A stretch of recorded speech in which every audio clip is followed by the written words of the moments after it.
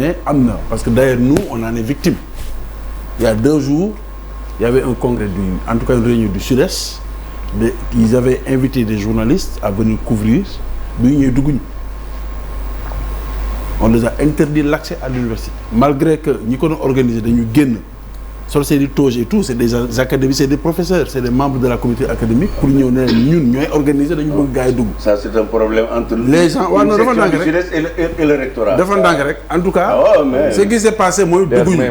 D'ailleurs semaine prochaine on va servir une lettre de protestation au recteur de Dakar parce qu'il ne peut pas au nom de la sécurité ou autre empêcher des journalistes d'entrer dans l'espace universitaire. Mais pour qui vous prenez là? Non. Mais attention. Pour qui se prend l'université pour que les journalistes ne puissent y accéder c'est un lieu public de l'université. Je le rappelle. Journalistes dañuy dugg palais dañuy dugg prison dañuy dugg tribunal dañuy dugg feneen dañuy dugg même dans les privés. Non. Donc non pour qui on se prend? On se prend pour ceux qui ont une mission de service public et qui doivent avoir accès à un espace public. Au nom du droit des Sénégalais. Point. L'information la question mooy aujourd'hui sànq moom Moustapha Diakhaté si boppam c'est pas un open bar. dafa am lu mu wax loo xamante ne déglu Bamba dafa am lu mu wax loo xamante ne pour man c'est très important xaw ma lapsus la xamul lapsus dafa ne politique bi moo dugg université et là je pense même Zator l'a dit alors que je pense bu ñu analyser étudiants yi ñoo doon dugg ci politique. Pardon mu ne. étudiants yi. C'était idéologique. Tu es marxiste, tu es léniniste, tu es ceci, tu es cela. Tu es étudiant à l'université Cheikh Anta Diop. Tu adhères à un parti politique. C'est ça. Et tu savais faire des distinguos entre les deux. Oui. Sa vie de militant, c'est ta vie de militant. Tu as maintenant des acquaintances, des amis avec qui vous discutez. Da nga doon bokk nekk 4 nekk si nekk kii nekk PDS kii nekk PS kii nekk AFP kii nekk fële bu guddi gi jotee bu ngeen jàngee ba wàcc ñëw teg caan bi commencé di débattre si réew mi ni muy demee bal du tàkk fetal du sox. C'est ça. Mais attention, on parle quand même de l'université Cheikh Anta Diop Dakar, on parle particulièrement du campus social. On parle d'un des quartiers les plus peuplés de Dakar. Ouais. L'université c'est un quartier. Après les Parcelles Assainies. D'accord. C'est une commune. Un des plus. L'université de Dakar tey. Je suis certain que ceux qui dorment à l'université sont plus nombreux que ceux qui dorment peut-être sur le plateau. De Dakar peut-être. Même au Sacré-Cœur ñu jógee fu nekk. ku nekk ak sa ambition ku nekk ak ni nga fa ñëwee ku nekk ak ni nga la yebee. Mais principalement li leen boole mooy jàng. noppalu nekk dans de bons cadres. Après maintenant dund seen dund quoi. Je veux dire ils sont pas en prison aussi.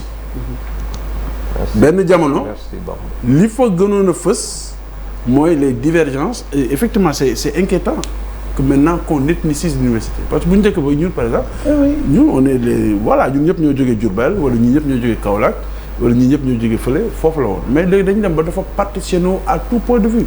Non attends booy man UCAD laa jàngee. si UCAD laa jàngee. jàmbaar xam naa université. comprendre nga université.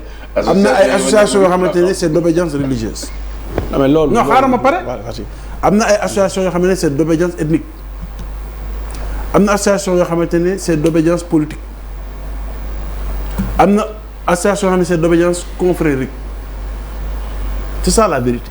Université am na ay daayira am na ay mouvement élèves étudiants de tel parti am na ay mouvement élèves étudiants de telle région ou de tel département ou de telle commune am na mouvement élèves étudiants de tel nu mu tuuti de Sérère Joola Kekendo et cetera et cetera.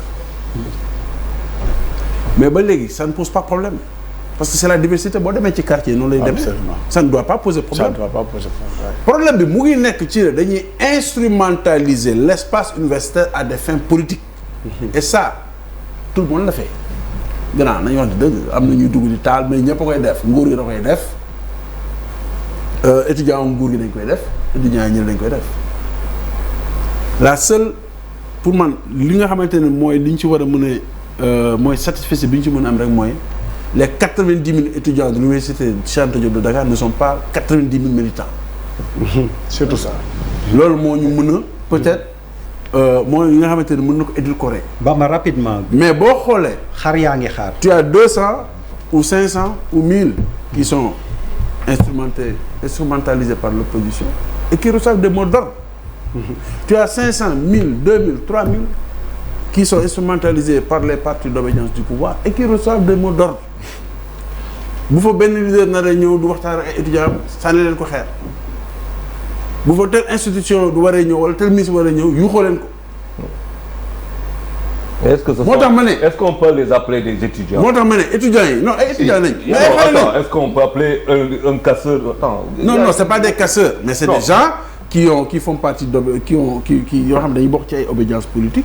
Mais est-ce que tu es dans l'esprit estudiantin? Qui ont quand même atteint l'âge d'aller à l'université. Ouais. C'est pas des gens qu'on peut facilement mais ça ne veut rien instrumentaliser. dire. Khalilou xam nga laaj naa la sànq lu tax ban université ngay jàngee parce que souvent bon ñun dans un autre cadre dañuy diirante mbagg diggante waa Sànnaar ak waa UCAD quoi.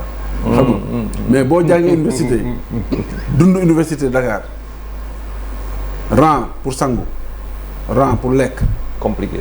rang pour def sport. rang pour am place boo toog.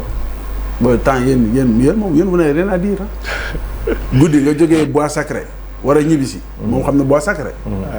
doo xam nga da ngay taal torche. Da ngay taal torche.